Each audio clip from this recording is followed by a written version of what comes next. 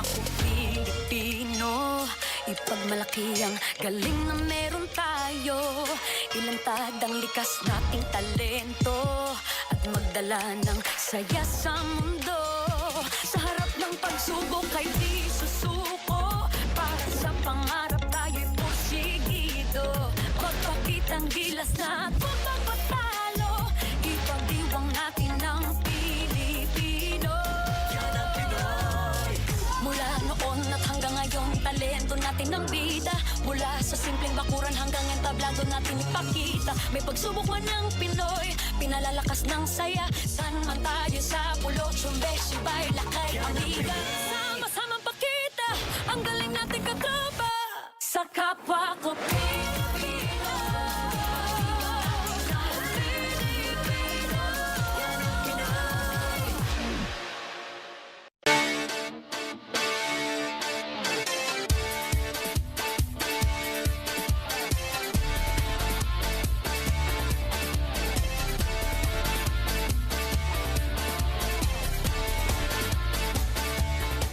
Ang taong 2023 ay naging makabuluhan at makulay para po sa Philippine sports. Balikan natin ang ilang mga magagandang moments dito po sa Power and Play ngayong Sabado ng umaga. E di paano? Bango na!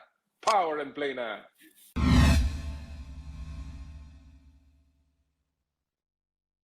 Isa pong magandang umaga sa inyo lahat, mga kapatid. Nagbabalik po ang inyong paboritong Power and Play. Hatid sa inyo ng Cherry Loom, ang yerong may aluminum, Cherry Tigo. There's more to our cars. Chooks to go, nag-iisang manok ng bayan. At Arena Plus, astig sa sports. Of course, we are powered by Smart.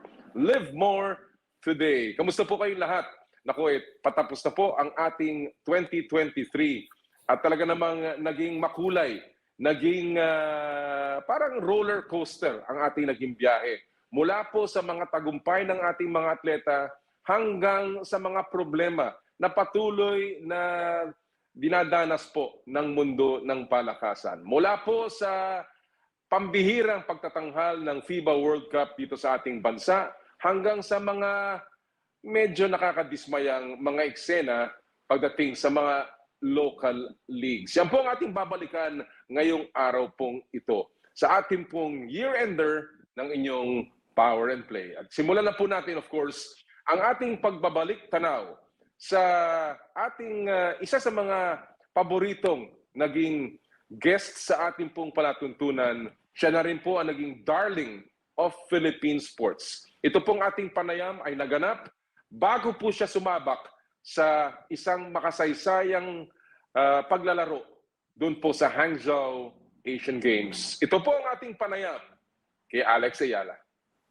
But of course, the focus right now of many people, lahat ng ating kababayan, is what's going on in your preparations for the Asia. But before I ask you about that, you said nga that you've been preparing for this, your first Asian Games. Why is this so significant for you, Alex?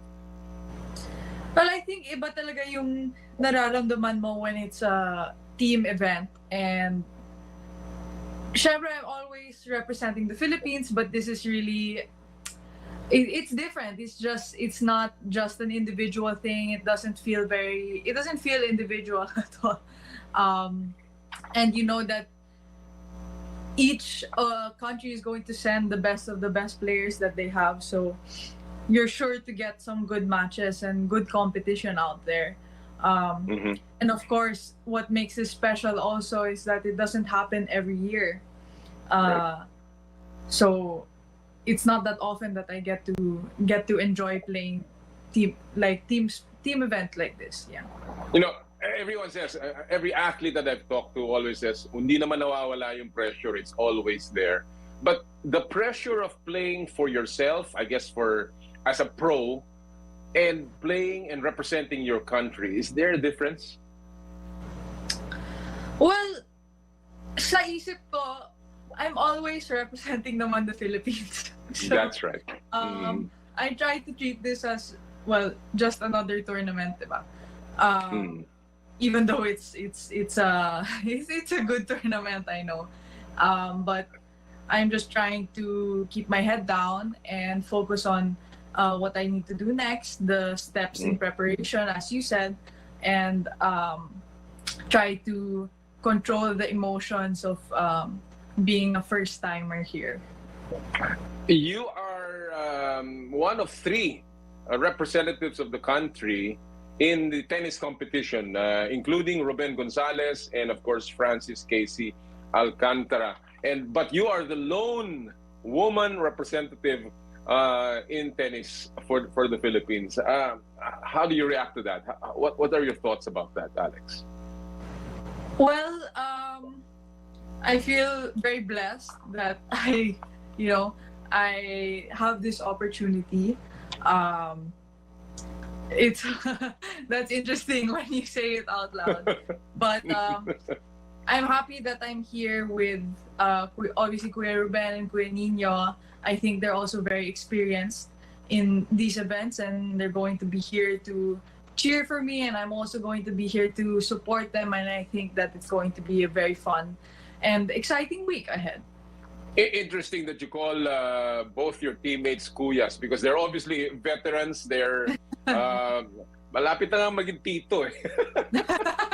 Buti hindi mo tinawag na tito eh. But okay, having said that, have you gotten any tips from, especially si Alcantara? No, he's played in a lot of international competitions for the Philippines, and of course, Ruben Gonzalez will be your partner in the mixed doubles. Have you gotten any tips from them, or even just mind conditioning to prepare you for the Asian Games?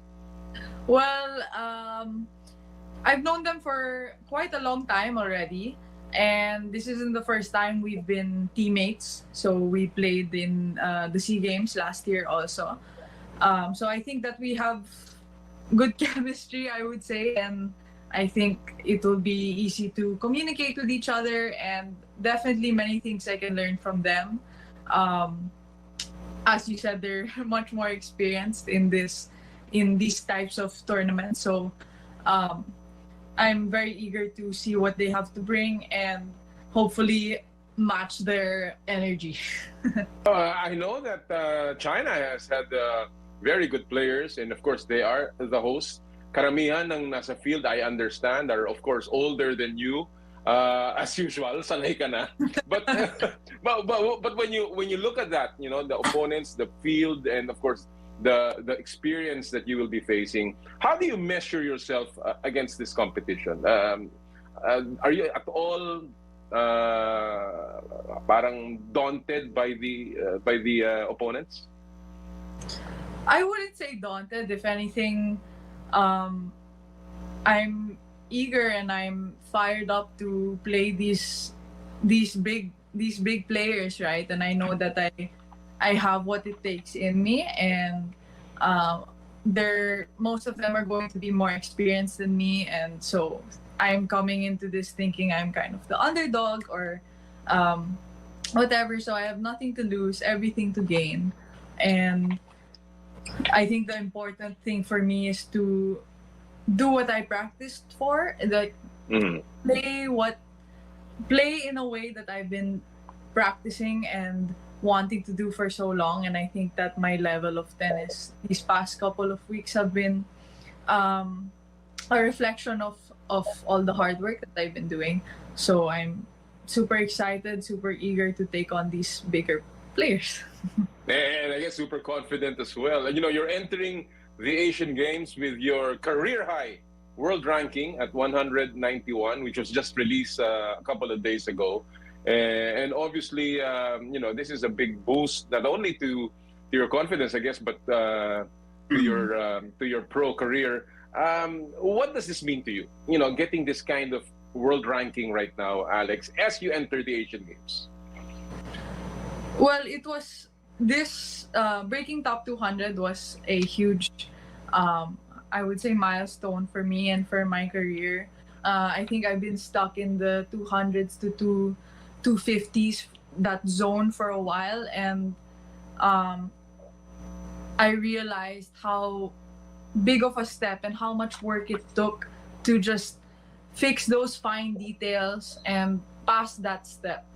And I believe that in the past few months I was able to do that.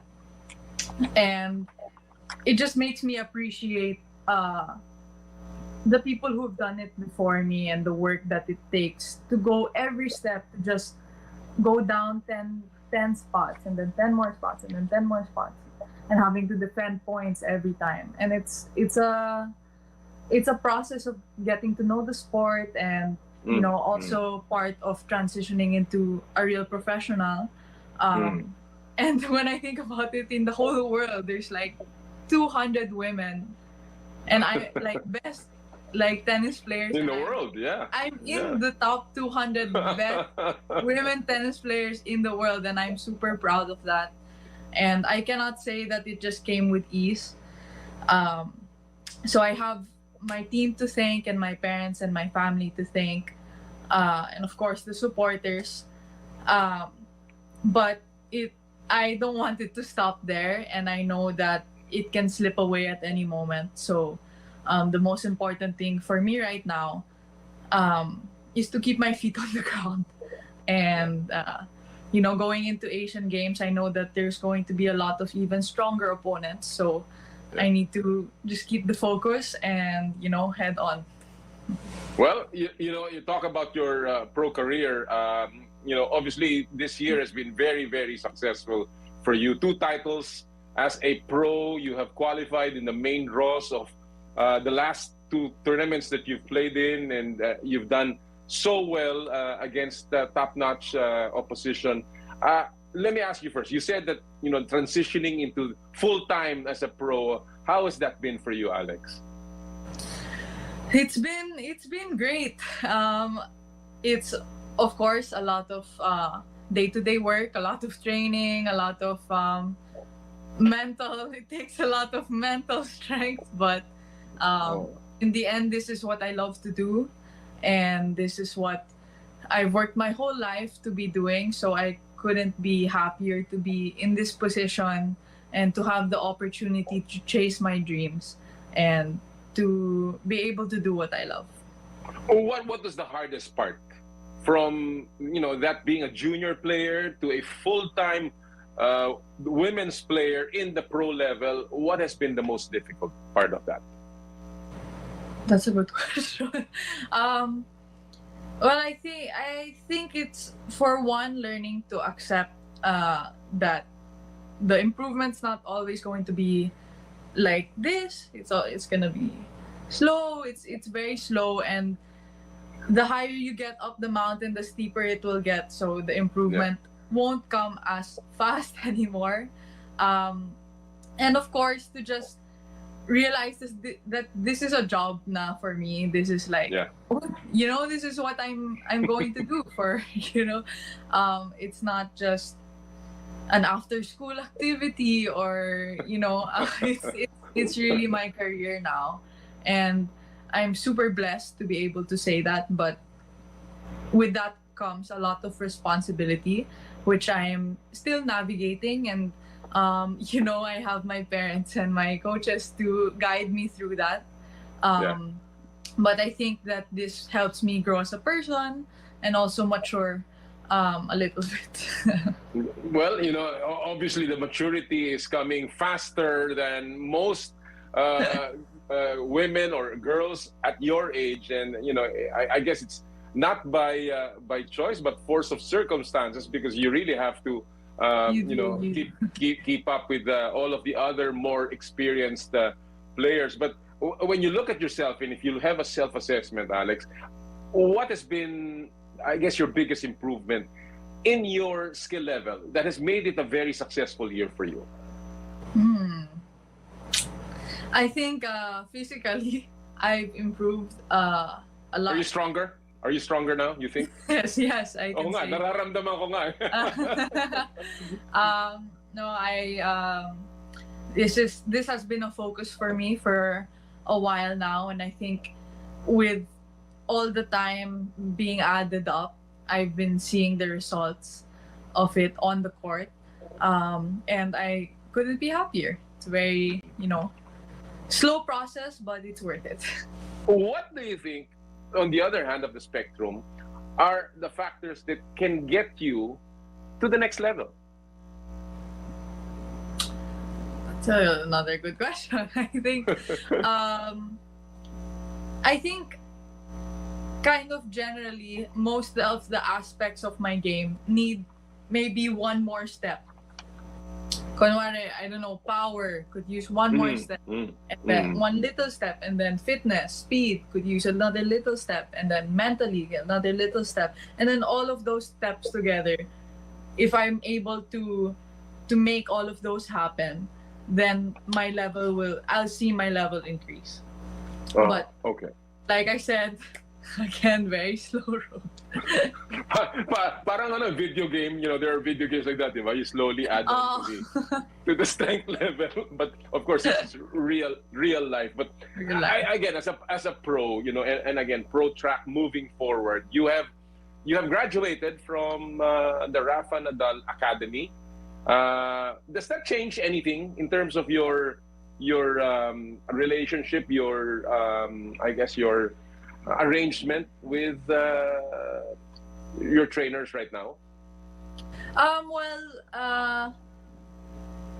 Before I graduated, I was on a scholarship to attend the academy.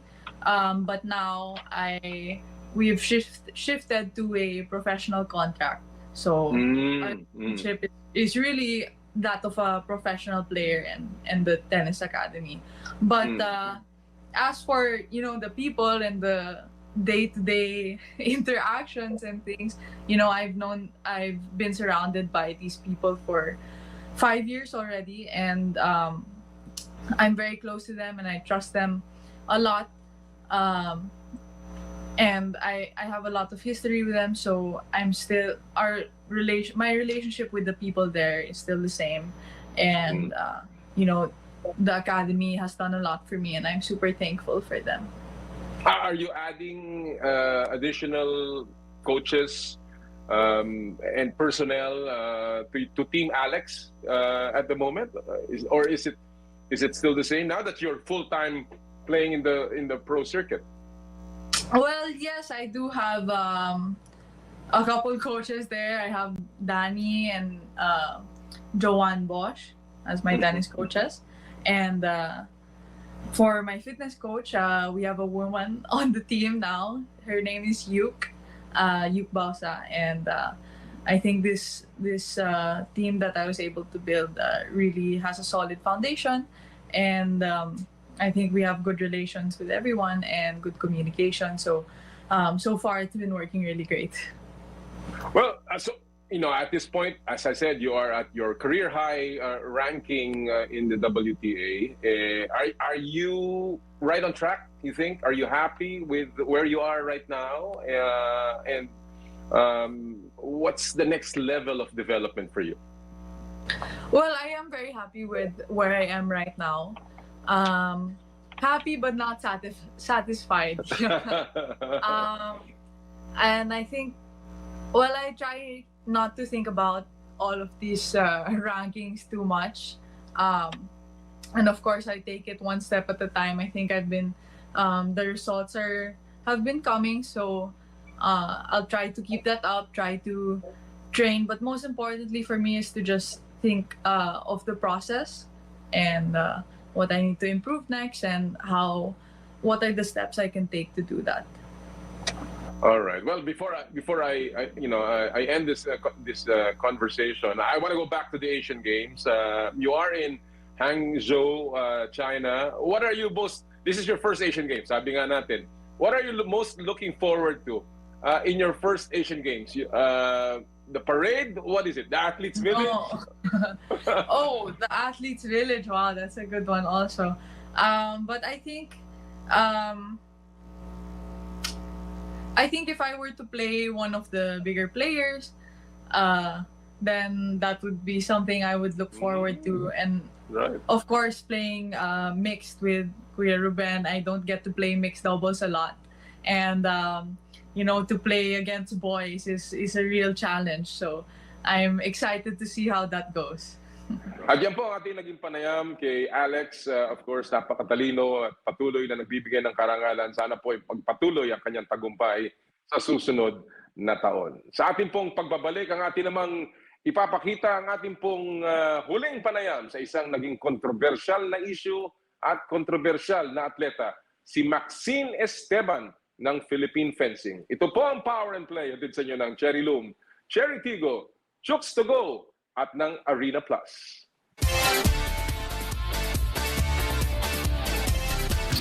I dare to dream big.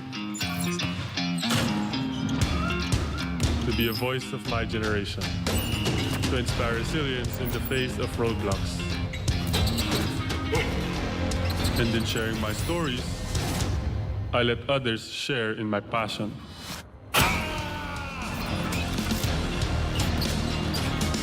Follow Kai's stories on Twitter and share yours.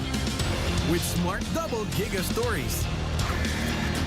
Share 2 times the passion with 2 gigabytes for Twitter and more. Guaranteed every day, plus data for all sites. Simple, smart ako.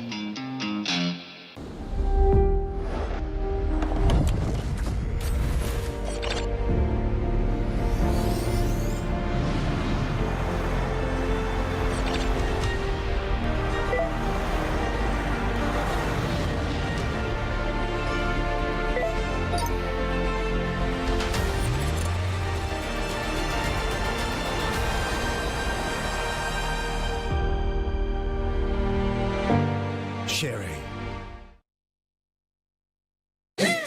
Masarap. Malinis. Friendly store crew. At higit sa lahat, healthy. Ang bawat manok ay laki sa alaga, hindi sa gamot.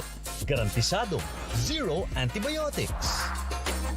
And that's the Chooks experience. Kaya mag-Chooks to stay na. Dito lang sa Chooks.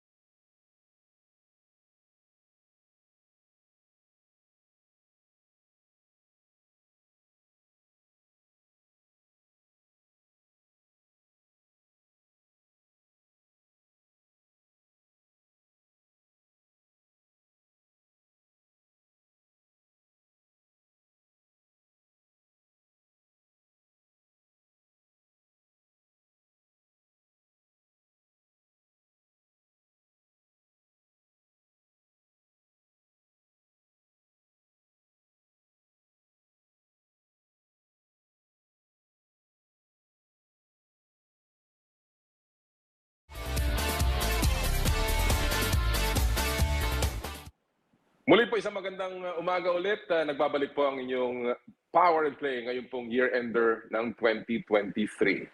Isa sa pinakamaganda natin pong naging kapanayam o pagiging interviewee dito sa ating palatuntunan ay ang top Pinay fencer na si Maxine Esteban na napilitang mag-iba ng federasyon dahil sa naging controversial na mga pangyayari sa kanyang career as a Philippine fencer. Ito po ang tell-all na idinitalye mismo ni Maxine Esteban sa inyo pong abang lingkod. Ang ating panayam with the Philippines' former top fencer and now with the Ivory Coast, Maxine Esteban. Of course, congratulations are in order for your victory this year, of course, in the 2023 African Fencing Championships in Cairo, where you won a bronze medal. And of course, you're very high world ranking now. The last I read, it was already on number 39 in the world. Is that correct, Maxine? Yes, Tito. Wow. So, you've moved several notches up since you were representing the Philippines. And I guess I want to pick it up from there, because when I say used to represent the Philippines, I think that's really something that a lot of people are wondering, bakit nangyari yan, and ano ba naging background niyan, no? So let me begin with this, because recently you released an online post, breaking your silence on the issue of your changing your sporting nationality. And in that media statement, you mentioned, quote unquote, self-respect as a principal reason for changing your sporting nationality. Maxine, what did you mean by that when you said self-respect? Well, yes po. Unang-una sa lahat, Tito Nolly, gusto ko po kasing humingi ng pasensya sa buong bayan dahil sa aking naging desisyon. Katulad ng sinabi ko a few months ago, a series of unfortunate events, none of which I had the control of, led to that decision. And it was a matter of self-respect, because sometimes you need to walk away from something that doesn't value your worth. And napakahirap at napakasakit yung desisyon na yun for me. But let me correct a misunderstanding. I did not give up on my country. I gave up on a federation because they gave up on me first. And that's a big difference right there. And the reality is, sobra akong nabastos because I was removed from the national team roster without even being given the courtesy of a written nor a face-to-face notice. And I was a member of the national team for 8 years in good standing. I was in the top 16 in the junior world rankings, an 8-time national champion, and the first and only Filipino to win a junior and a senior World Cup medal. So I was kicked out from the team while I was recovering from an ACL injury, which I suffered while competing for our country in the World Championships. And for me, that sobrang sakit nun, and I was very disappointed, considering din po na I was the highest ranked fencer in the world at that time. So I really assume that, athletes deserve some respect to at least be given an advance notice, respect to be at least spoken face to face, and respect to be at least given the chance to have a discussion. How did you get the notice, and how did they come up with this decision just to remove you from the national team? Sobrang masakit at nakakahiya, and I hope na it won't happen to any other national athlete, because at that time I was very hurt when I received the news na wala na pala ako sa national team from other people. So I was Wow. very shocked because I depended on their letter excusing me from all training and competition for 6 months. So when I heard the news from other people, I really couldn't believe it. You were excused from competition. What were these competitions? Was this something that they asked you to do, knowing full well na may injury ka? Was that something that you were being required to do, and you were excused from that, Maxine? So right after my ACL injury, they scheduled. When was this ACL injury? This was sometime last year, right? Yeah, last year. Okay. We scheduled qualifiers for the Southeast Asian Games, and I immediately wrote them a letter right after my surgery, and I asked them if they can excuse me from all training and competition for 6 months. which they responded and they said, yes, of course, like you are excused from all these competitions and training for 6 months. How was that response given to you? Was that formally as well? No, it was through their official email. Okay, okay. All right. And let me get this clear. When you got your injury, were you in training? You were in competition, right? From what I remember. Yes, I was competing in the World Championships. Under the Philippine flag. Yes. Oh, wow. Okay. So you were excused, you requested to be excused because of your injury and presumably to get better and to rehab from your injury. And the response was yes, based on an email that they sent to you officially. Mhm. And then how did you learn that you were removed and why? What was the reason given?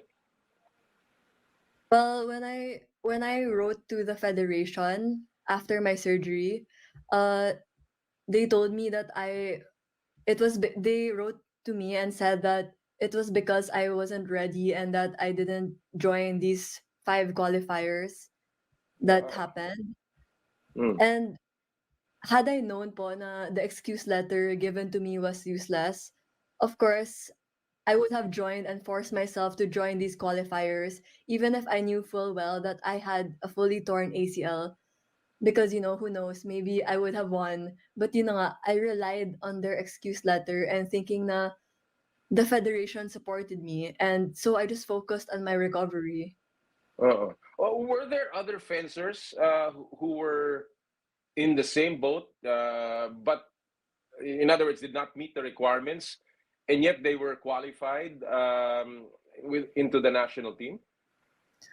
Yes po, Tito. Like, tinanggal po ako sa national team because according to their one and only reply to me, hindi daw po kasi ako sumali sa qualifiers. Pero meron din mga hindi sumali na Mm, nasa national team pa rin hanggang ngayon. mm.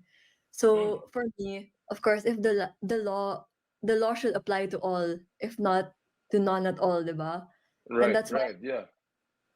that's why maybe the transfer would have been avoided if the alleged rule equally and fairly applied to all without any exemptions or exceptions. Let me get this straight. So there were other fencers, pareho rin kao, na were not able to attend these 5-leg qualifiers. You were not able because you were injured and you requested and they granted your request na wag na sumali doon. And yet, despite that, tinanggal ka pa rin sa national team while others were able to qualify. Why do you think were you treated differently, Maxine? Personal ba to?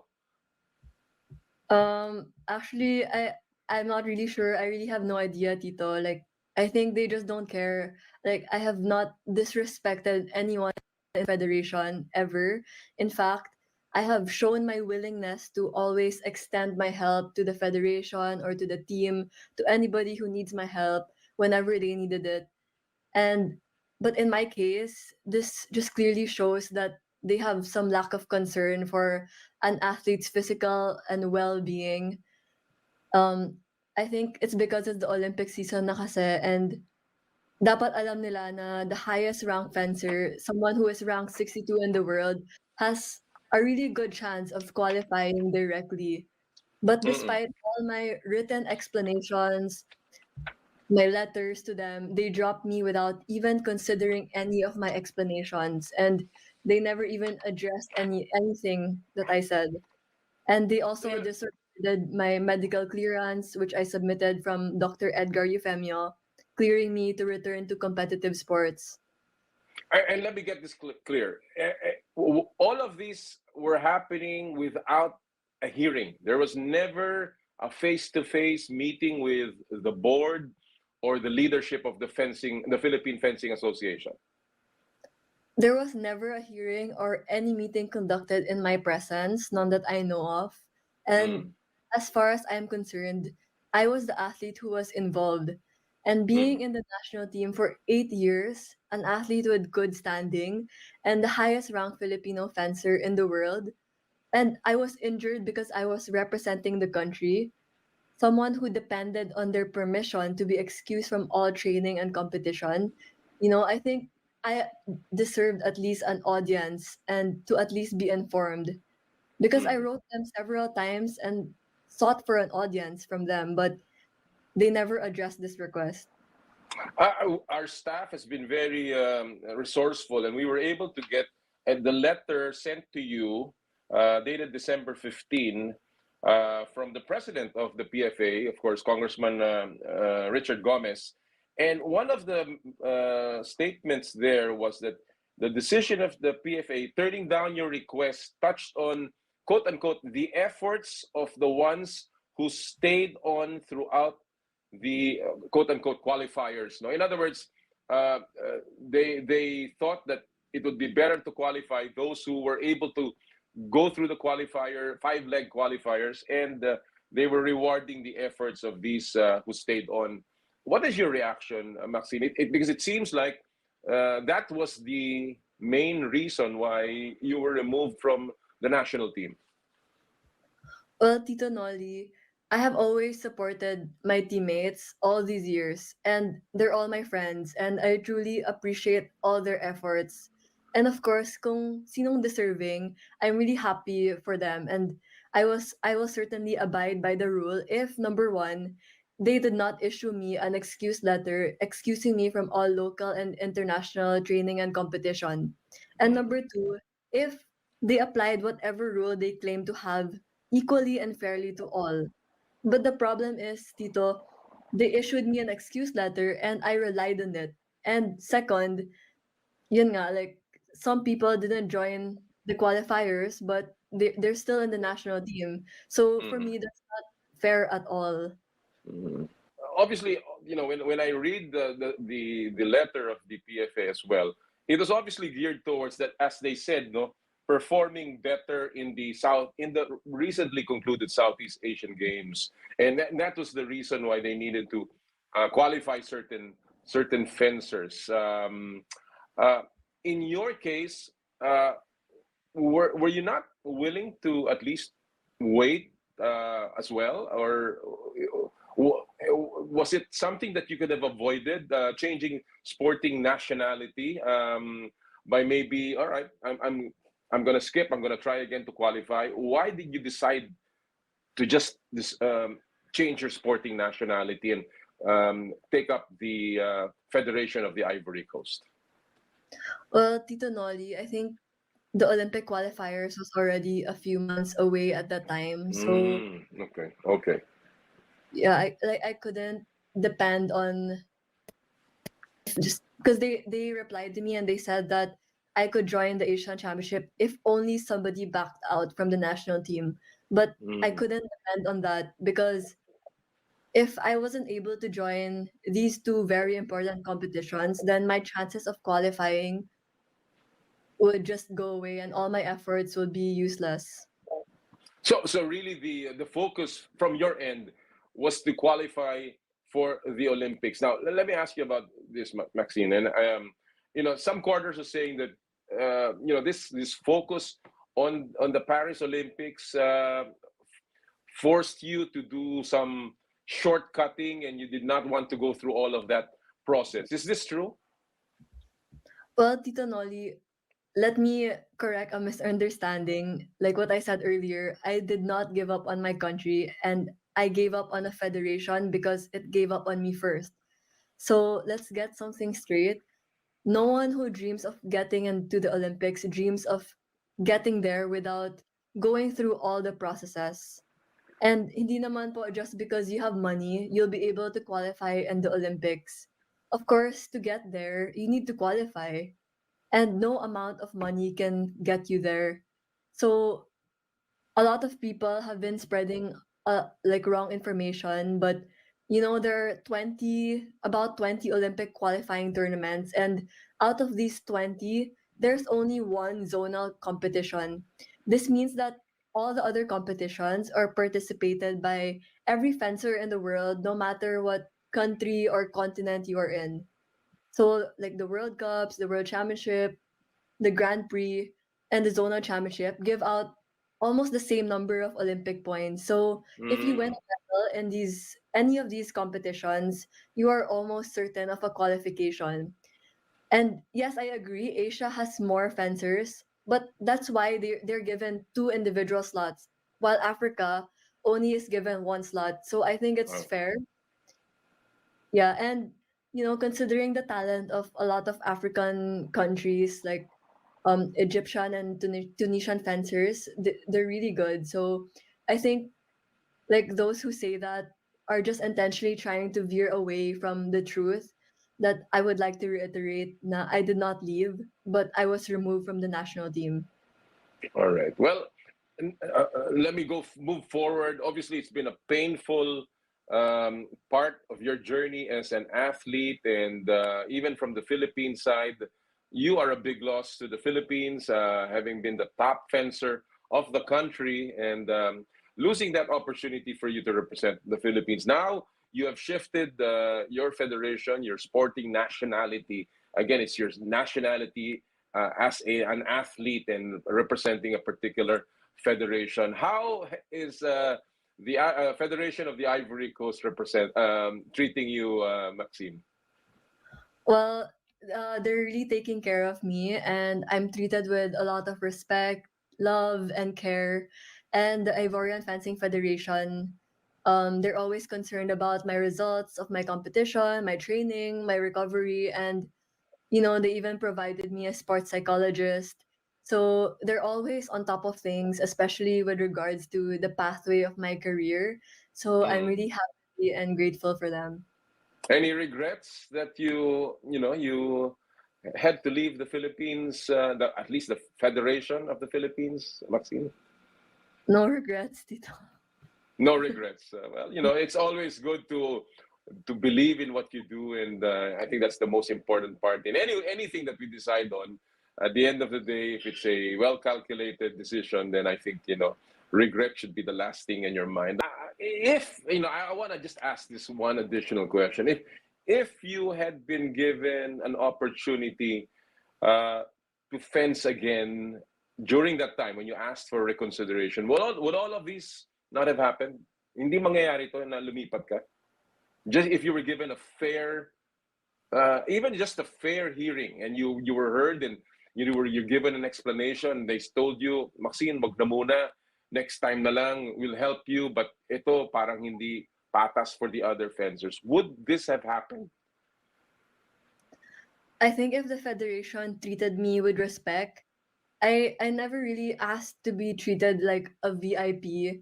I just wanted to be reinstated because the federation issued me an excuse letter. So I Yeah. deserved to be part of the national team. And they just removed me from the team for non-participation.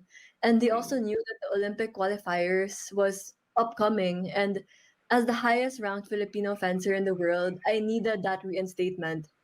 So I just wanted them to give me a chance to hear me out at least. Yeah. Like Yeah.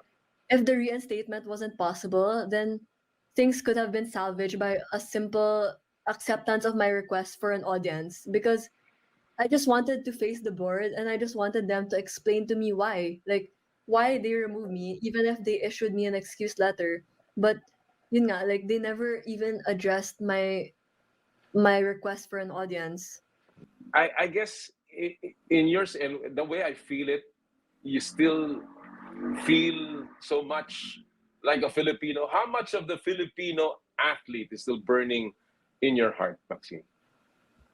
Well, Tito Nolly, I think I will always be Filipino, and I will never stop being Filipino, because you're talking to an athlete na in every single competition, I am always so OC if the Philippine flag is there, and I would always argue to the organizers if the Philippine flag is not there, and force them to buy a Philippine flag if there was none, and demand them to display our flag properly. I always get peeved when mali yung display ng flag. So you can't wipe that out just because of a federation switch. So if I ever qualify in the Olympics, it would be two countries qualifying for the Olympics. So the flag that I represent, which is now my home, the Ivory Coast, and the Philippines, which is where I came from and I'll always be from. It's my roots and I will never forget that ever. Like my heart will always pound for both countries. Wow, that is super touching, and I'm sure all of the Filipino fans hoping and wishing that you could still compete for the Philippines are still happy to know that at the end of the day, if you should again step on that podium, the Philippines is still proudly in your heart.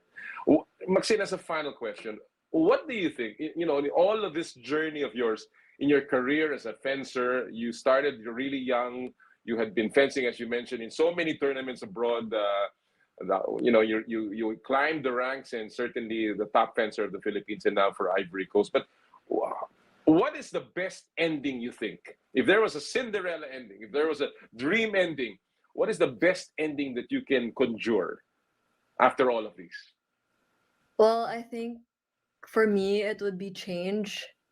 Like change in a federation. I would like to have a federation who is transparent, a federation with written rules where all athletes will be able to see all the rules, the policies, and the points and rankings updated, announcements made. A federation that is objective, someone who bases their decisions on numbers because numbers don't lie. Not decisions that are subjective because different people have different opinions.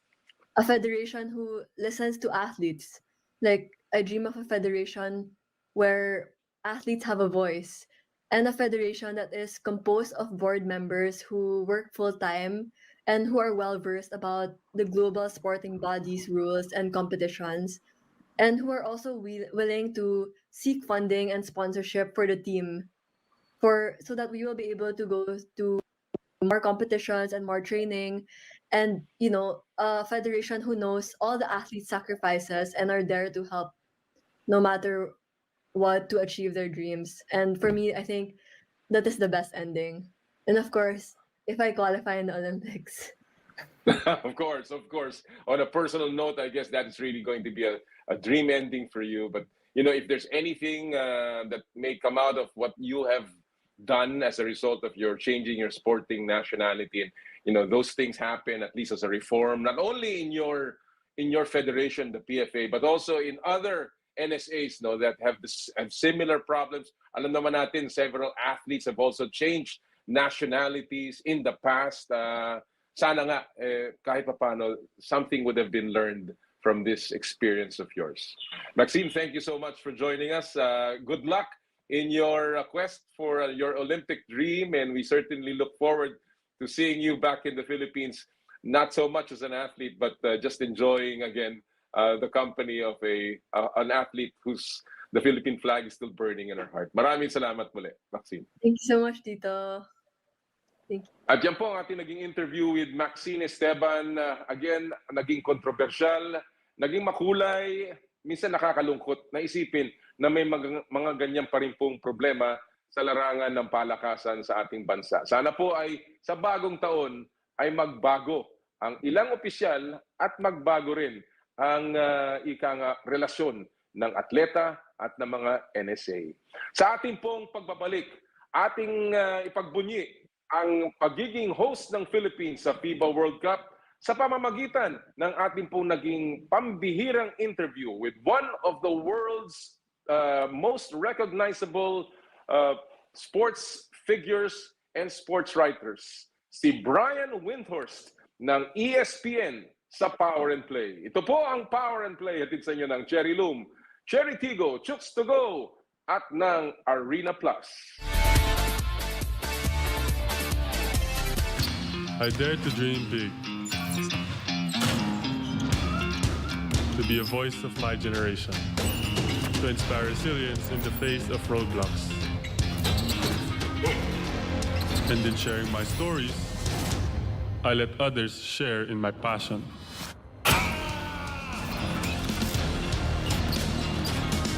Follow Kai's stories on Twitter and share yours with Smart Double Giga Stories.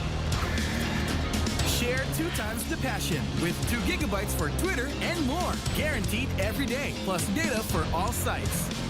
Simple, smart ako.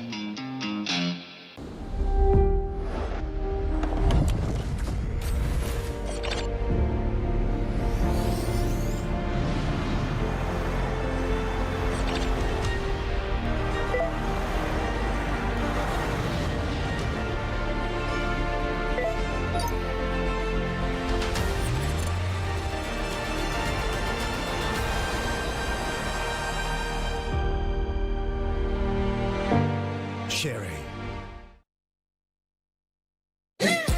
Masarap. Malinis. Friendly store crew. At higit sa lahat, healthy. Ang bawat manok ay laki sa alaga, hindi sa gamot. Garantisado, zero antibiotics. And that's the Chooks experience. Kaya mag-Chooks to stay na. Dito lang sa Chooks.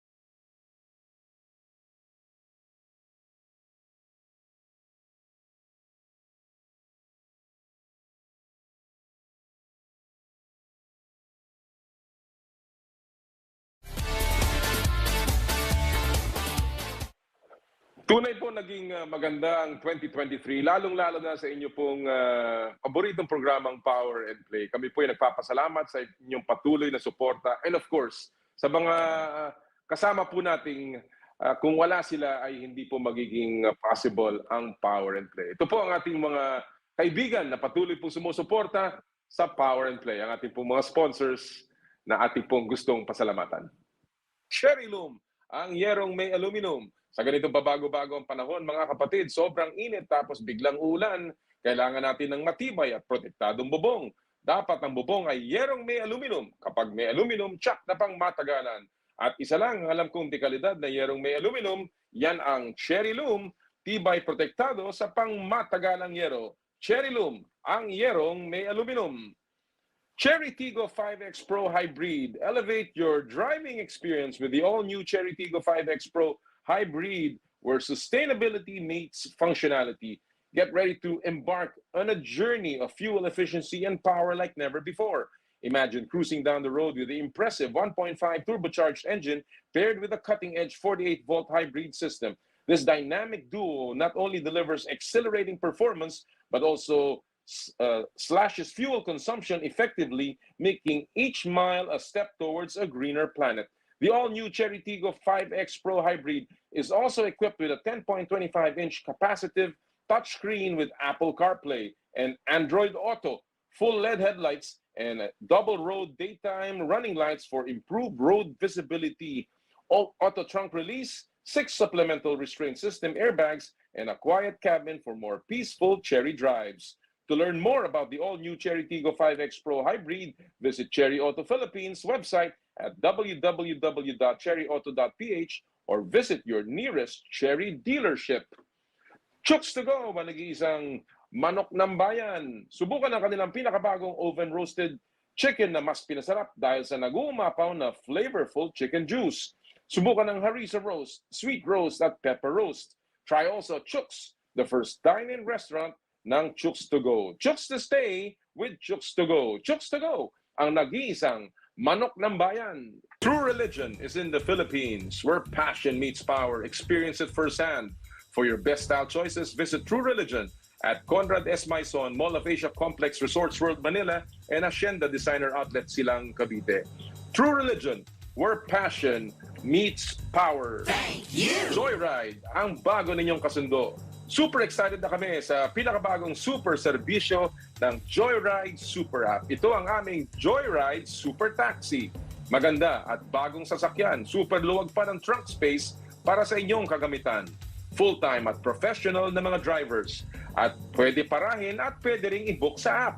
At higit sa lahat, walang dagdag presyo at dimetrong pamasahe. Isa na namang handog ng Joyride Super App para sa mga super sipag na mananakay na Pilipino. Super serbisyo ng Dimetrong kasundo. Yan ang taxi, yan ang Joyride Super Taxi. Available sa Metro Manila. 717 Deli, serving quality classic premium sandwiches. Treat yourself to a feel-good meal today. Located at 3rd floor, 53 Connecticut Street, Green Hills, San Juan. 717 Deli. Keep you smiling with every bite. Thank you! Arena Plus. Mahilig ka ba sa sports betting? Habang nanonood ng laro, narito ang Arena Plus. Manalo at manood ng live sport kahit saan.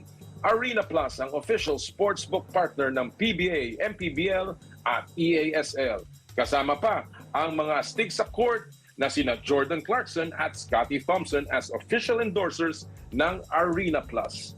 Keep it fun, game responsibly.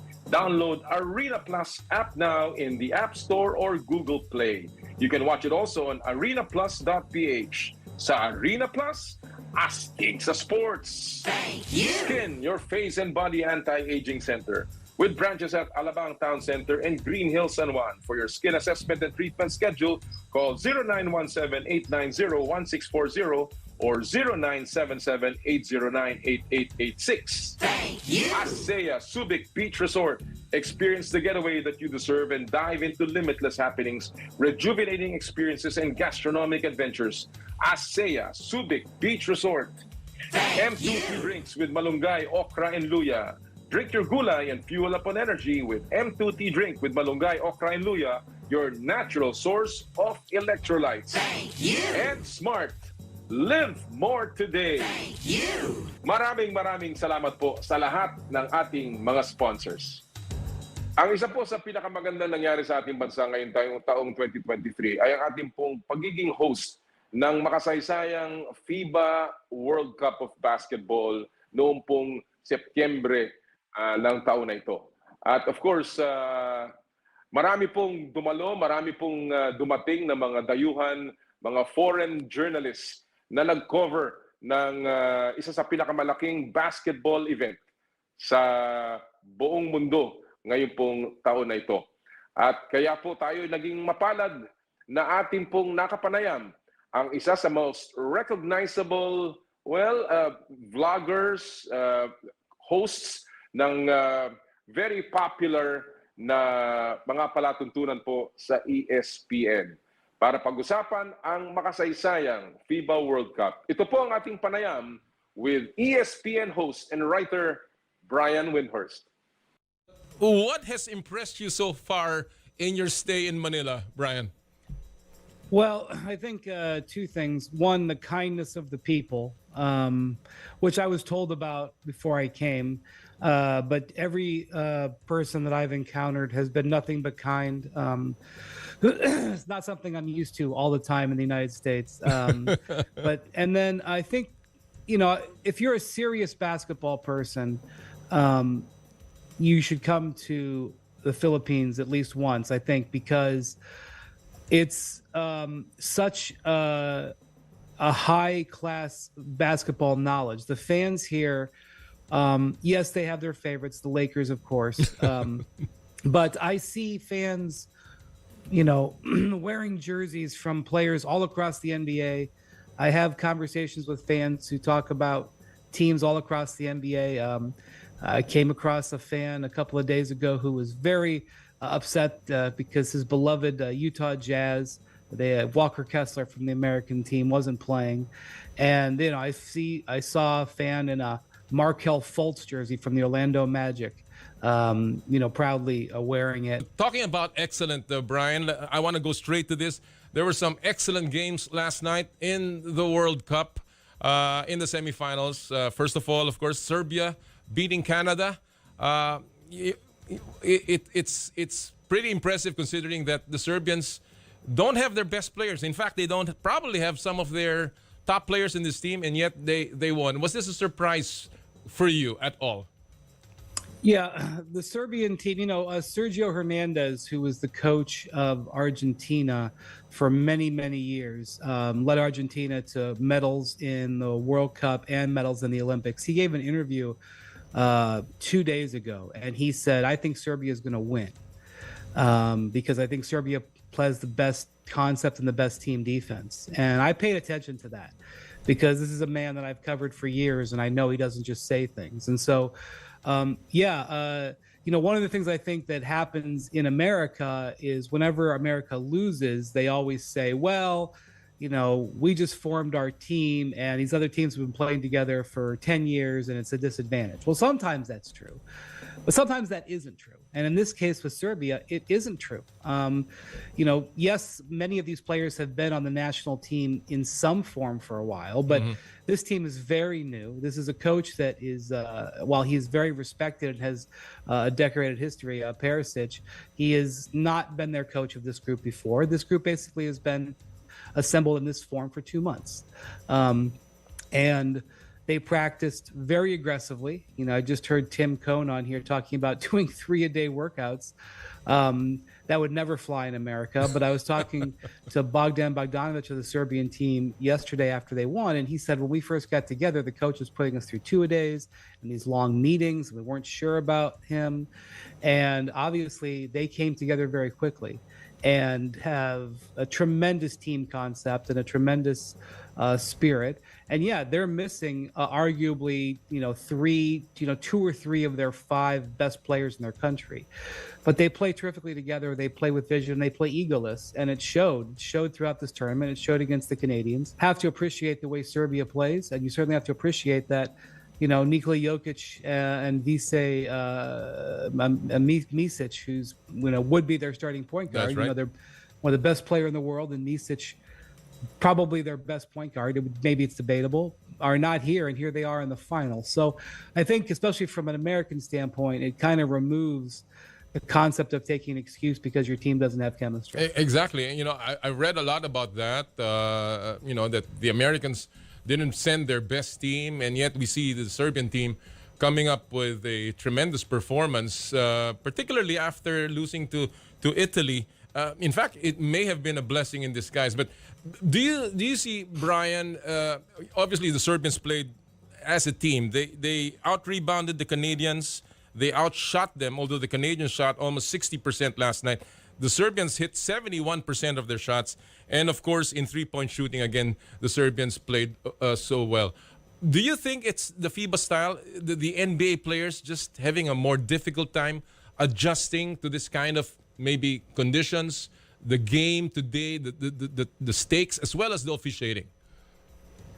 Officiating is a big factor. There's a couple of things that are huge for NBA players that are difficult for them to transition to. One is that in the NBA, especially over the last 10 or 15 years, they have really changed the rules to allow the players to move freely throughout the court and freely within the offense. And that's just that's just not the case in FIBA basketball. They just allow a tremendous amount of contact, and not just FIBA, but European style basketball. When you watch European leagues and you watch European, pan-European, the Euro League, they allow a tremendous amount of contact off the ball.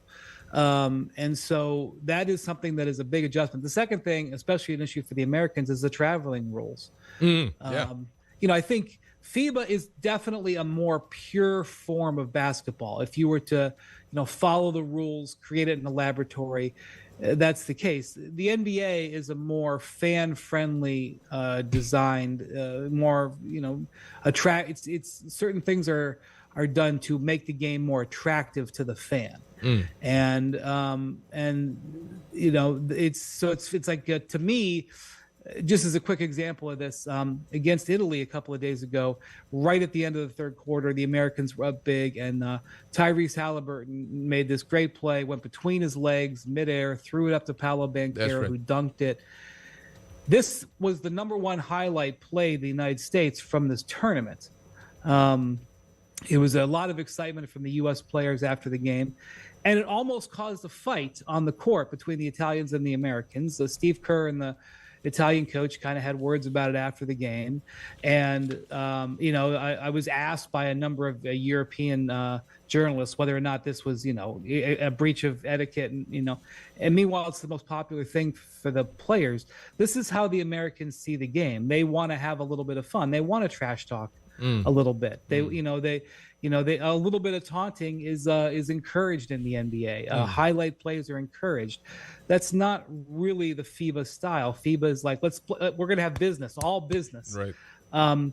So when it comes back to the traveling rules, is that there's certain things that American players are used to doing that are clearly against the letter of the law.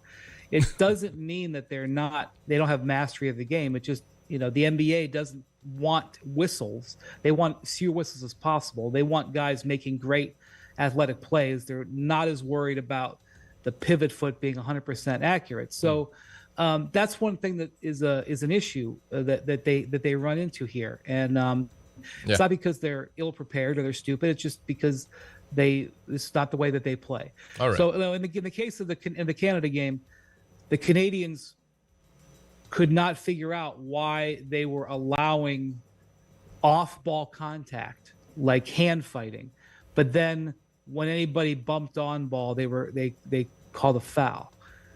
The answer to that is because that's what FIBA does. That's the FIBA rules, and that's just not something. That's definitely something the Canadians and the U.S. Were disadvantaged.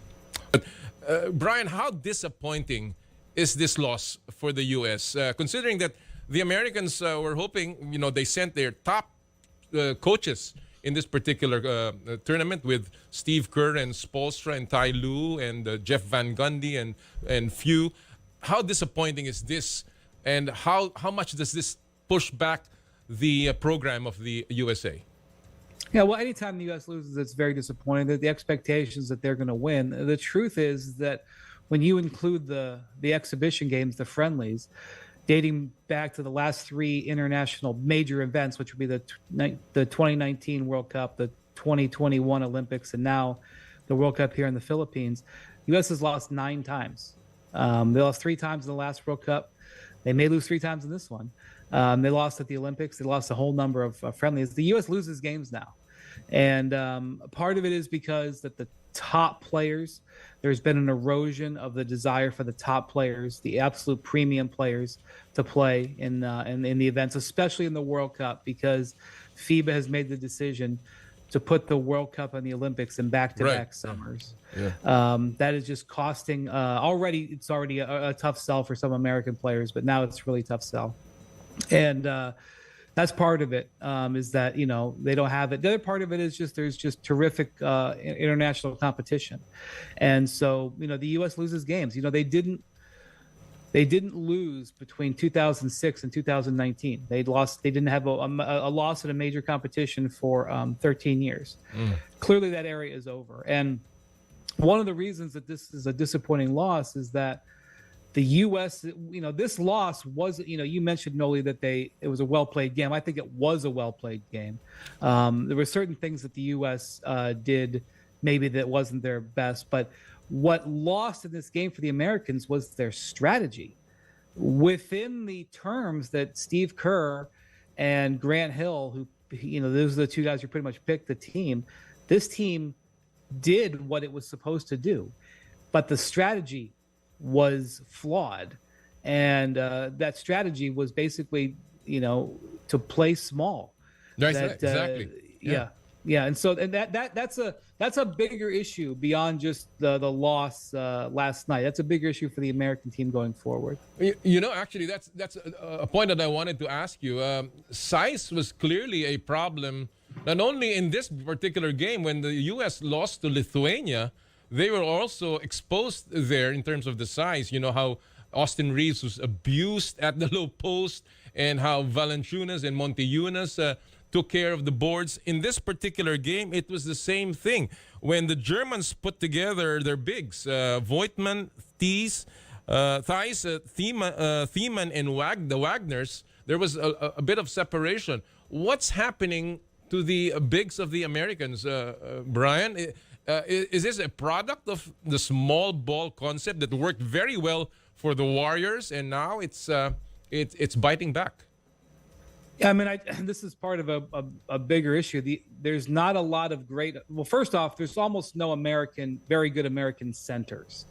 There's some excellent American big men, but the biggest, tallest people in America who come into the NBA don't want to play center. Anthony Davis doesn't want to play center. So this is, and the NBA game is evolving that way. I mean, and this is not just in America. We have Victor Wembanyama as the #1 pick. He's 7'5". He does not intend to play center. Right. It'll be interesting to see how France uses him in the Olympics, going forward, especially when Rudy Gobert retires. But it's not that that's against. But, if you go down and look at the 30 starting centers in the NBA, the majority are not American. And when you look at the best centers, the majority, they're not American. So the U.S., knowing this deficit, designed a team that was designed to play small and fast. And not only did they design it, but Steve Kerr, believing that was the way his team had to win, leaned into it. And what I mean by that is he did have one center on his roster, Walker Kessler. He basically didn't play him. I mean, Walker Kessler is 7'1", I think, 7'2". He is an absolute center. He resembles a bunch of the centers that they've faced in the last week, especially because they played 4 consecutive European teams. That's what you're going to have. I mean, of the 8 teams that made the quarterfinals, 6 of them are European.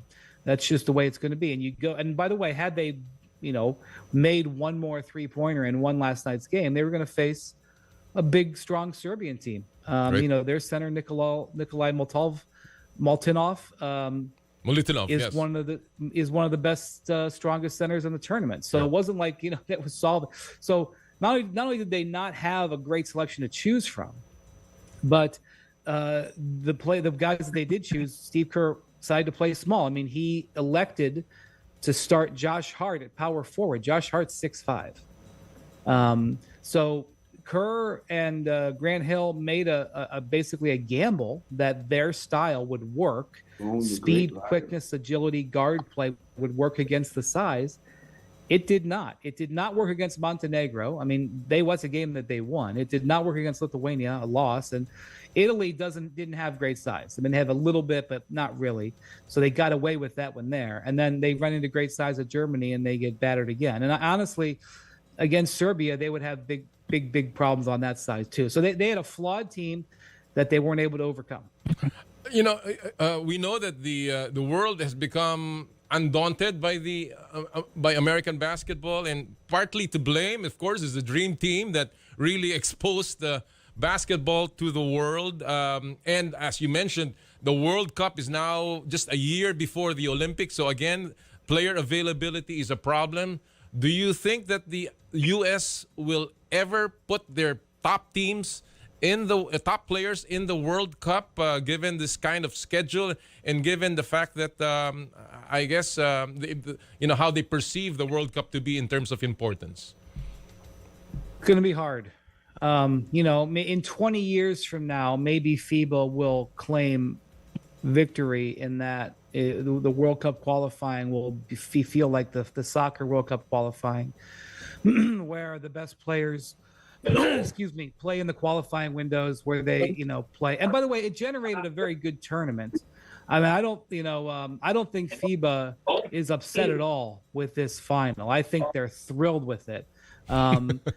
Frankly, I mean, this is the third World Cup that I have covered. It's the third time the U.S. has not won or even reached the gold medal game. And in all three situations, I've witnessed, giddiness from FIBA officials that the U.S. didn't win, because I think they like the idea that it's more of an international competition.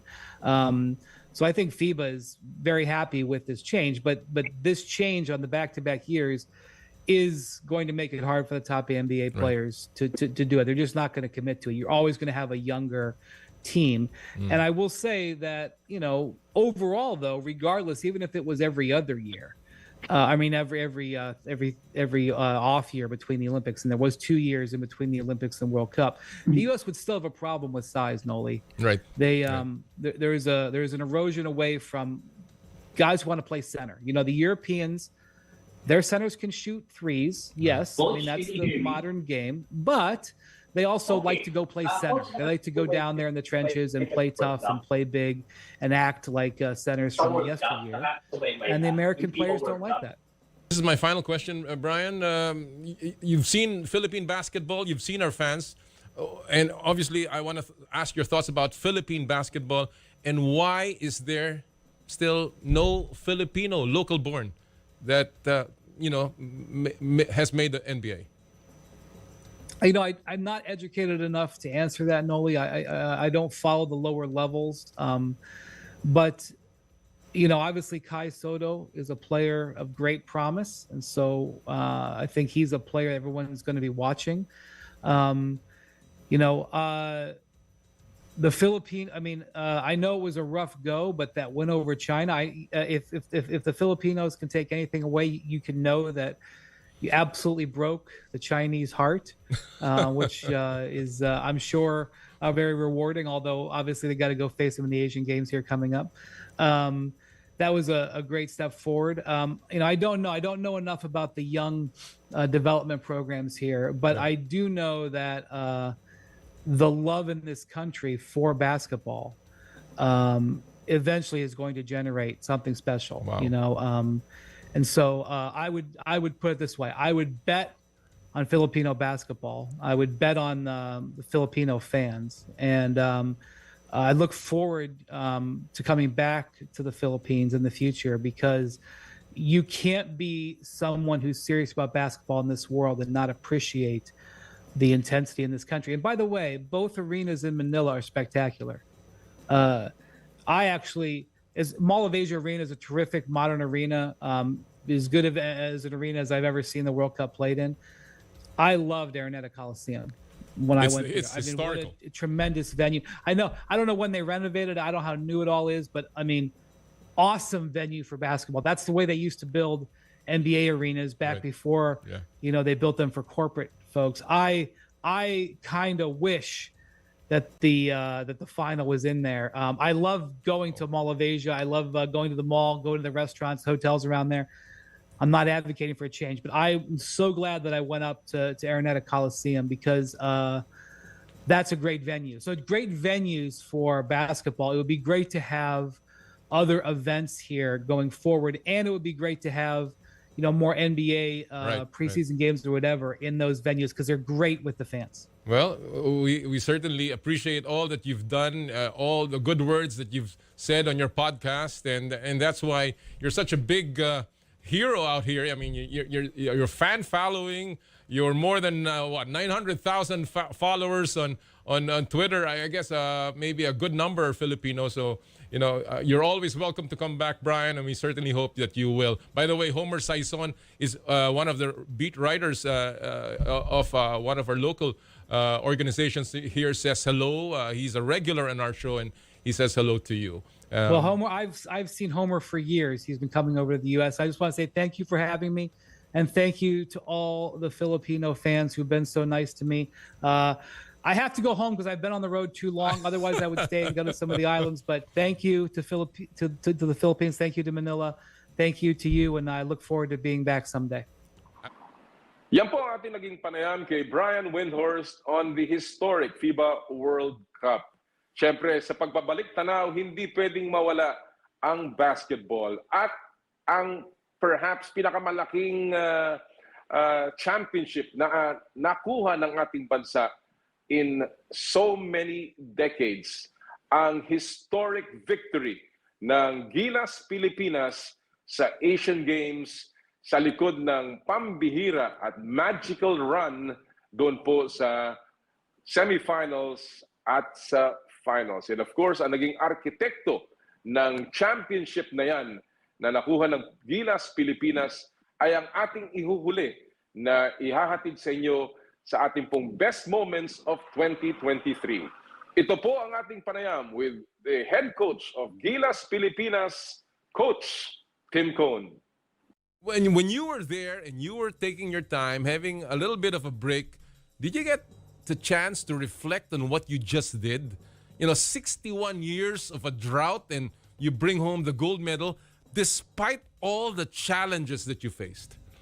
Well, I think that was really the key. The challenges, we were, it just seems kind of surreal, the whole moment and how we did it and the way it worked out and, the shots that Justin made and the way the group came together was a really veteran group. They really came together. I just want to make special mention to Chris Ross and the way he stepped in and helped me so incredibly, just on a daily basis, building chemistry on that team. We didn't have a lot of time to build chemistry, but on a daily basis, Chris was out there really helping out. And just little things like that all contributed. And then we were able to do something that even we didn't think we were going to be able to do. But finally, when we got to the final game, we got to play Jordan the second time. I think there was a real feeling in that locker room before the game that we were going to win the gold. Well, talking about that, Tim, you actually predicted a victory after you lost to Jordan. After you went through the first couple of games, and then you finally met Jordan in the group stage, and we lost there. And then you said you predicted a victory. The next time we meet, we're gonna win. What gave you so much confidence? What was the thing that you discovered after that game? I'm not sure I said we were going to win. I think we could beat them because we just felt that we didn't play a particularly good game. We had a terrible fourth quarter. We were in the game until the fourth quarter.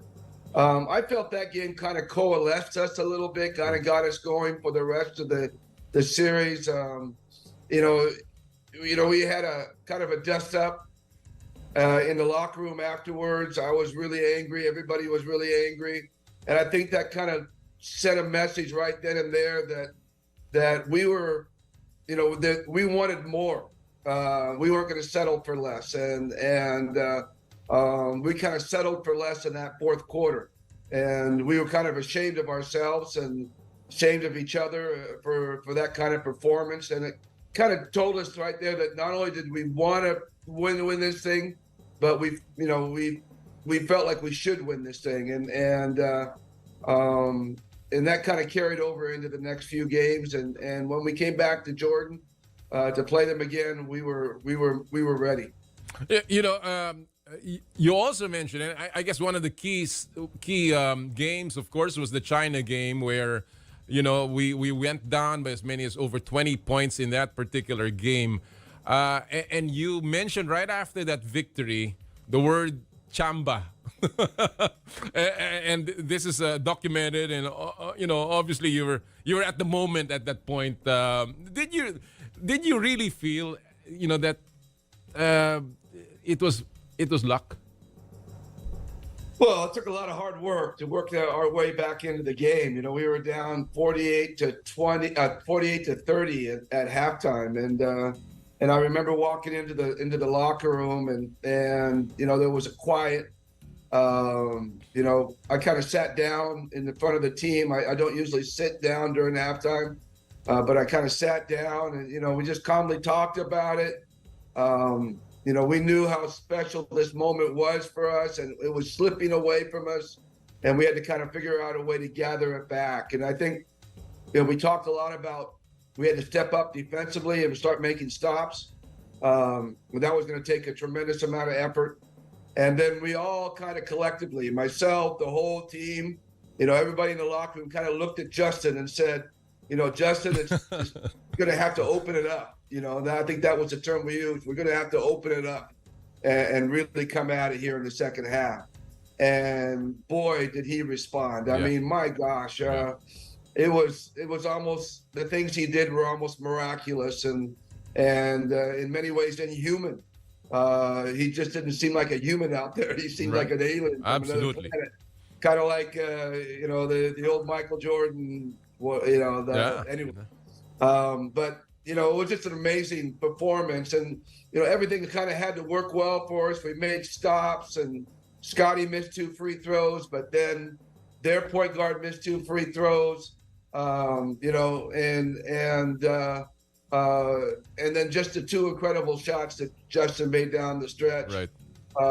It was, and the last stop of the game, I thought that was crucial. We just said in the timeout that, you know, if we're going to get beat, we're going to get beat on a perimeter shot. We're not going to get beat by a layup. We're not going to get beat on an offensive rebound. We're not going to get beat by free throws. If they beat us, they got to beat us with a 3-point shot or a perimeter shot. Yeah. And the guys, I thought, did a really good job of rotating in that particular possession and gave up a perimeter shot. It rimmed out, and we got the rebound. Yep. CJ got the rebound, and we walked away from it. We were stunned. China was stunned. Everyone is stunned. Tim. Yeah, the whole world was stunned. You know. Yeah, it was a stunning moment. But it was obviously an all-time performance by an all-time great Justin Brownlee. And I'll talk about him in a short while. But let me just go to this. How much of your 1998 experience in the Asian Games did you have to get out and pull off and you know, dig deep into in this 2023 edition? Because I heard from someone close to the action, and I don't want to say any names here, that you just pressed the right buttons at the right time. You said the right words to the team at the right time. And it was just, he said to me, it was just an impressive performance that people did not see, especially in the locker room. So how much of that experience in 1998 really helped you in 2023? Well, I got to give that guy my bonus. All that kind of stuff.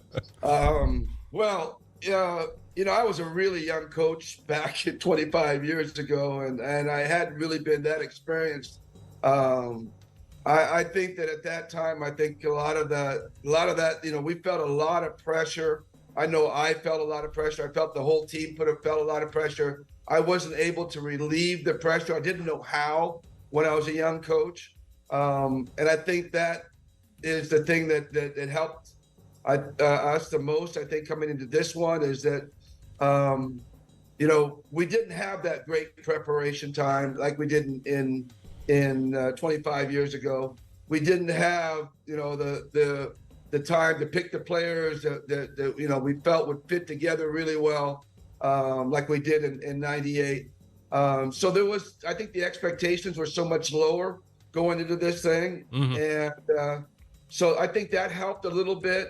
You know, we didn't have that immense pressure on us. I thought once we got by the quarterfinals, once we beat Iran, we were no longer worried about losing anymore, right, or embarrassing ourselves anymore. And I think that was prevalent in our minds in the beginning. Wow. Because we really didn't know how good we were going to be. Right.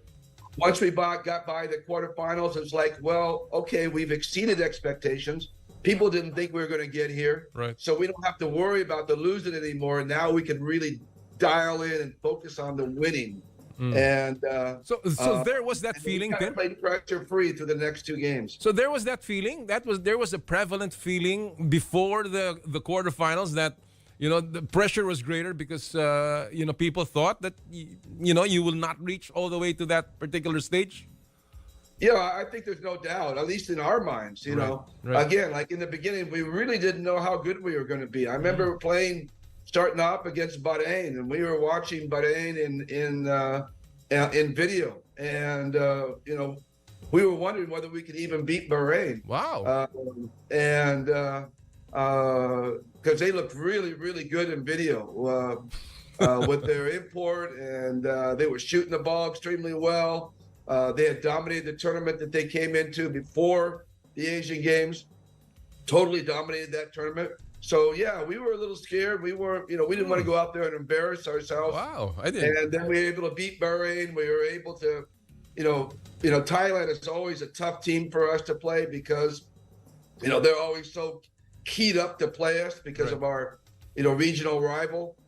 And then, we did in fact embarrass ourselves against Jordan.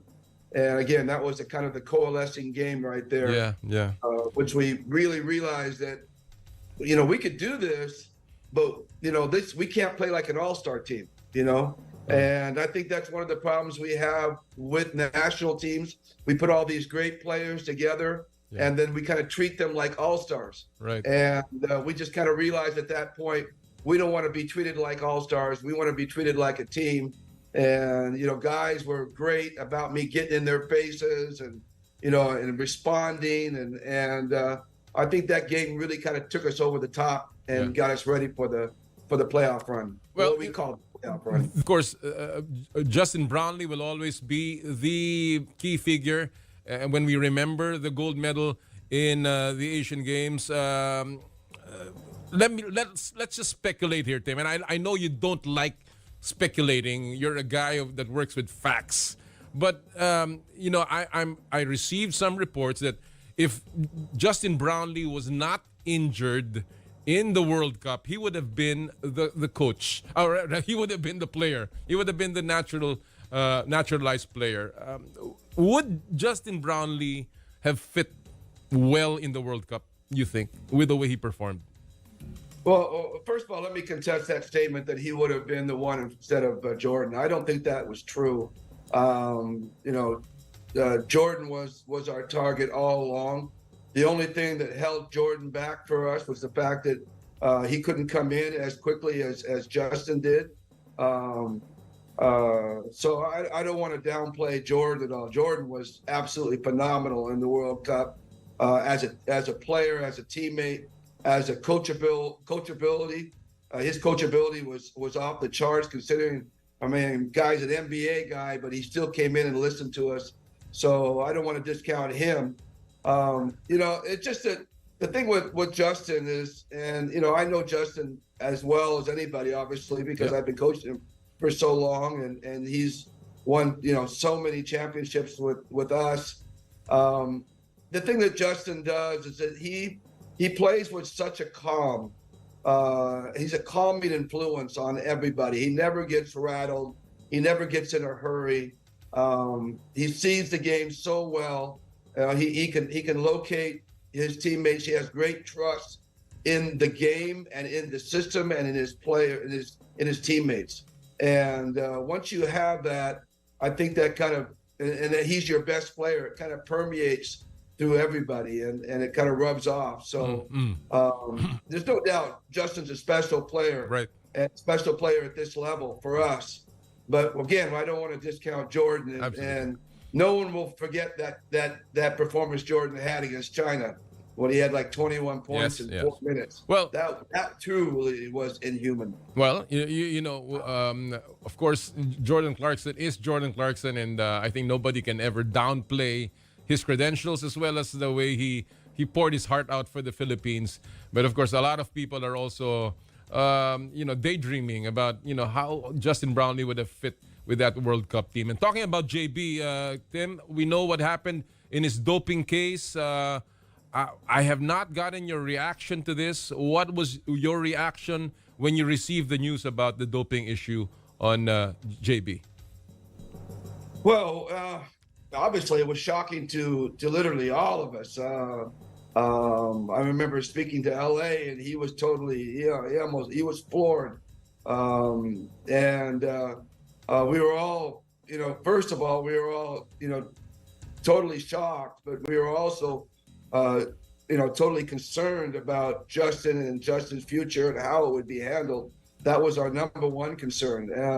It wasn't, I think we'd all feel bad about that doping thing if it was about a performance enhancing drug, a PED, but it was not. It wasn't anything that he uses to enhance his game. Have you talked to him, Tim? Have you talked to Justin himself about this? No, I have not. I have not spoken to Justin about that specifically. No. Yeah. I know that Al Francis Chua has. They've had many conversations, and Al Francis and San Miguel and the SBP group is helping Justin in the legal parts of all of this going on. But for me personally, talking about that particular subject, no, I haven't. Do you think that it has any effect at all on what what he was able to accomplish? This particular thing. No, not at all.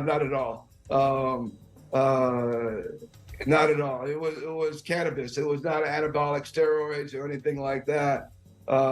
Which is legal in the U.S. Which is totally legal in the U.S. And that's where our thoughts are. Is that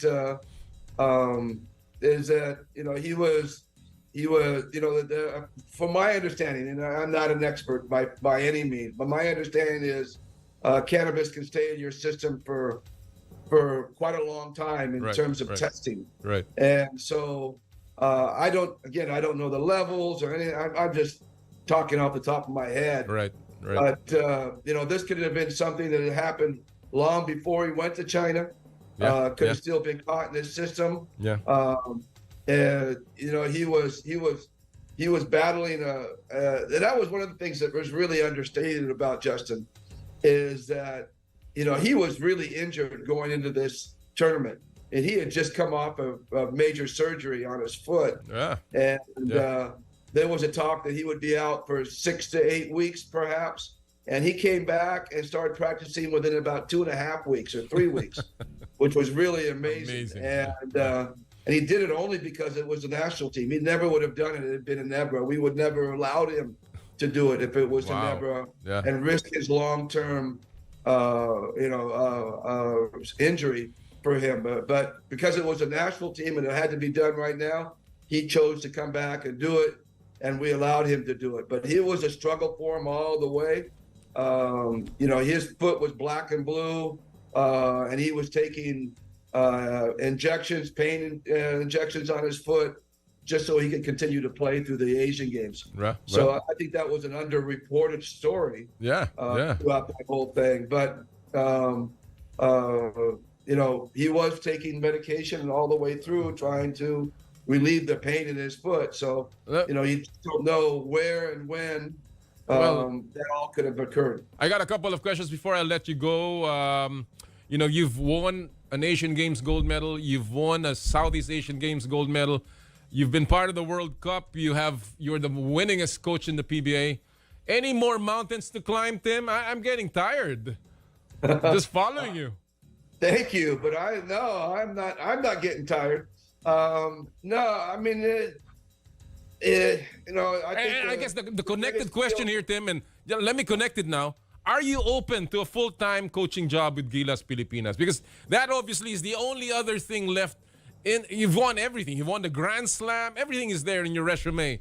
But, just continuing as a national coach and maybe helping the national team program in the long term, because you've always been in short trips to the national team. But for the long term, are you ready to do that? I think that's a very complex question, and I'm not ready to give a simple answer to. And I'm not sure. I don't want to be the guy that's going to self-promote myself to do something. This is really up. My job with the Asian Games was to just try to put a team together and do the best we could, and it turned out that it was better than we expected, obviously. But that was the the parameters of my job. Right. It was supposed to be finite. You know, I have not been spoken to. I have not been, you know, we haven't had really time to, I mean, I haven't been around. So, you know, we haven't had time for the SPP to really talk about it. I think it's the idea was for me to do this, and then the SPP was to you know, sit down and talk about the program, you know, set a direction and decide who they want to be head of that direction. You know, whether it be me or someone else, or you know, someone from hiring overseas, or that's really up to the SPP at this point. So, well, I don't want to self-promote myself. I mean, well, I will. Well, I will, Tim. I will start promoting you because, you know, I've always said this. You know, I don't see the question. I mean, I don't see why it's not so obvious. We've got the best coach in the country. I think it's just but right that he handles at least a great stake in the national team program. And I don't mind saying that. I've always believed in you. I think that at least if you are not going to go full-time, at least you must have a role in the national team program. And I think that I think should be enough to me promote you, not you self-promoting yourself. But well, again, I just think that just real quickly, briefly, my issue is you know, I'm totally devoted to Enebra and the legacy of Sonny Jaworski and all that, and so you know, is it fair for someone to wear two hats? You know, I mean, do this and do that. Can you give full attention to both? Right. And that's what I mean by it being a complex question. Right. It's not just simple, straightforward. You know, do you want to do this? There's so much more involved in that, in terms of what you're going to give up, what you're going to get. You know, time management, family management. You know, the whole works. Right. It's a complex question, and so that's why I think you've want to give a simple answer to. And that's why I think your vacation was well deserved, because you got a lot of work coming up.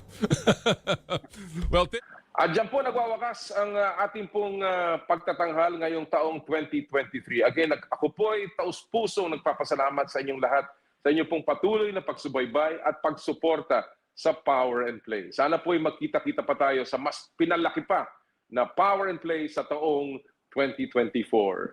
Merry Christmas! Happy New Year sa inyong lahat! May it be a wonderful and prosperous 2024. At lagi po nating sinasabi tuwing Sabado, bawal ang masungit. At sa lahat po ng ating gawain, ad maiorem Dei gloriam, all for the greater glory of God. Kami po ang 1PH, teleserbisyo para sa Pilipino. Susunod na po ang inay ko po. Happy Sports Weekend! Happy New Year! More power! More play!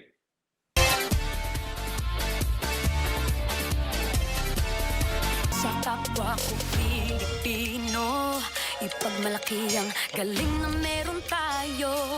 Ilantad ang likas nating talento at magdala ng saya sa mundo. Sa harap ng pagsubok ay di susuko, para sa pangarap tayo'y porsigido. Magpakitang gilas na at magpapatalo, ipag-iwang natin ang Pilipino. Yan ang Pinoy.